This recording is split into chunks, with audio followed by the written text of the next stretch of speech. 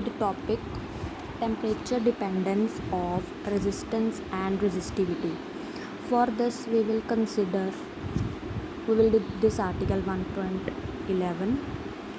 From here we will start कि suppose हमने एक कंडक्टर कंसिडर किया जिसकी लेंथ L है, जिसका एरिया A है और इसमें small n with the number of electrons per unit volume, ये हमने पहले किया हुआ है। इसके लिए हमने ड्रिफ्ट वेलोसिटी एक्सप्रेशन भी निकाला हुआ है, आप अपने पिछले आर्टिकल्स को फॉलो कर सकते हैं। नेक्स्ट हमने ये करंट का एक्सप्रेशन भी निकाला हुआ है। इसमें Vd की जगह हम ये वैल्यू सब्स्टिट्यूट करेंगे, हमारे पास करंट की ये वैल्यू आ जाएगी। एट लास्ट हमारे पास ये एक्सप्रेशन बन जाएगा। अब we know that electric field का रिलेशन पोटेंशियल डिफरेंस के साथ क्या है, E is equals to V by L। L is the length of the conductor. So अब क्या करेंगे, इस E की value substitute for E in equation 1.23, तो E की वैल्यू V बाई L इसमें सब्स्टिट्यूट करेंगे और हमारे पास ये बन जाएगा। यहाँ से V डिवाइड बाई I की वैल्यू निकालेंगे, जैसे I को यहाँ पे ले गए, बाकी सारी टर्म्स को लेफ़्ट साइड ले जाओ, हमारे पास ये वाली एक्सप्रेशन बन जाएगा। अब V बाई I क्या होता है हमारा, according to Ohm's law resistance R। So R हमारे पास ये आ गया इक्वेशन 1.24।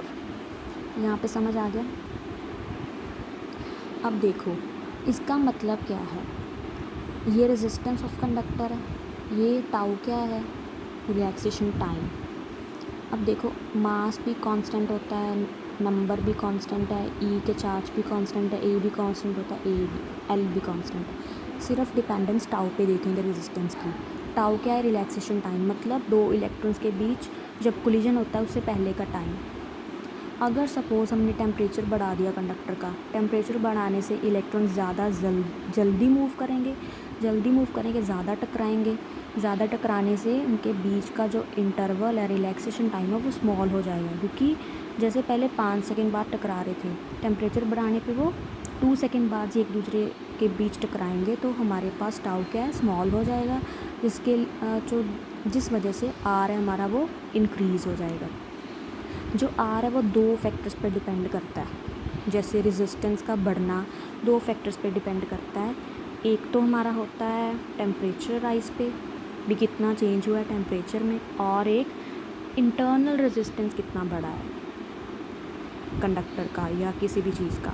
ठीक है, तो हम इसको ऐसे लिख सकते हैं कि जैसे जो हमारा रेजिस्टेंस है, चेंज इन रेजिस्टेंस, वो डायरेक्टली प्रोपोर्शनल एक तो इंटरनल रेजिस्टेंस, या हम इसे इनिशियल रेजिस्टेंस बोलते हैं कंडक्टर का, या दूसरा किस पे डिपेंड करता है, टेम्परेचर चेंज पे। टेम्परेचर भी चेंज करेगा तो रेजिस्टेंस चेंज होगा। इनिशियल रेजिस्टेंस या इंटरनल रेजिस्टेंस घटेगा या बढ़ेगा तो भी रेजिस्टेंस, बाद वाला रेजिस्टेंस चेंज होगा। तो इन दो इक्वेशंस को अगर हम कंबाइन करेंगे, हमारे पास ये आ सकता है, दोनों को कंबाइन करके प्रोपोर्शनैलिटी साइन हटा के हमने एक अल्फ़ा लगाया। अल्फ़ा क्या है, टेम्परेचर कॉफिशिएंट है, इसको लिख लेना टेम्परेचर कॉफिशिएंट। यहाँ से अल्फ़ा की वैल्यू निकाले, delta R by R not delta T. अब ये डेल्टा का मतलब क्या होता है, चेंज। तो हम इस रेजिस्टेंस के चेंज को कैसे लिख सकते हैं, चेंज क्या होता है, final value minus initial. So suppose R is the final value, R naught is the initial, so R minus R naught gives us delta R. Similarly delta T, T minus T naught gives us delta T. So from here हम इसको cross multiply करेंगे, cross multiply करके हमने क्या किया, इस equation पे आ गए, यहाँ से इस R नॉट को लेफ़्ट साइड ले गए, इसको राइट साइड ले गए, तो हमारे पास ये इक्वेशन बन गई।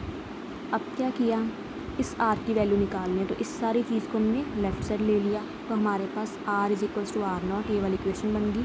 यहाँ से हमारे पास ये लास्ट एक्सप्रेशन बन जाएगा, ये वाला। इससे क्या हमें पता चल रहा है कि देखो अगर बाकी चीज़ें सभी कांस्टेंट है, अल्फ़ा के ऊपर डिपेंड कर रही है वैल्यू।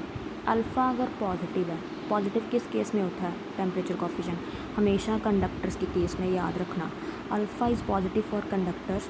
तो अल्फ़ा पॉजिटिव है मतलब 1 प्लस समथिंग होगा, तो ये सारी वैल्यू बढ़ जाएगी, आर भी बढ़ जाएगा। मतलब क्या है कि टेम्परेचर कॉफिशिएंट बढ़ाने से रेजिस्टेंस बढ़ेगा फॉर कंडक्टर्स। अगर कंडक्टर्स का टेम्परेचर बढ़ाएंगे तो उसमें रेजिस्टेंस बढ़ जाए। सेकंड है फॉर हम बोल सकते हैं सेमीकंडक्टर्स और इंसुलेटर्स। इंसुलेटर और सेमीकंडक्टर्स के अल्फ़ा हमेशा नेगेटिव होता है, थर्मल कोफिशिएंट या टेम्परेचर कोफिशिएंट नेगेटिव है। इसका मतलब 1 माइनस समथिंग, ऑब्वियस की बात है, तो ये आर है वो डिक्रीज़ हो जाएगा। तो हम बोल सकते हैं कि for insulators and for semiconductors temperature बढ़ाने से जो आर है उनके अंदर जो रेजिस्टेंस है वो हमेशा कम होगा। इसको आप पॉइंट्स बनाकर भी लिख सकते हैं।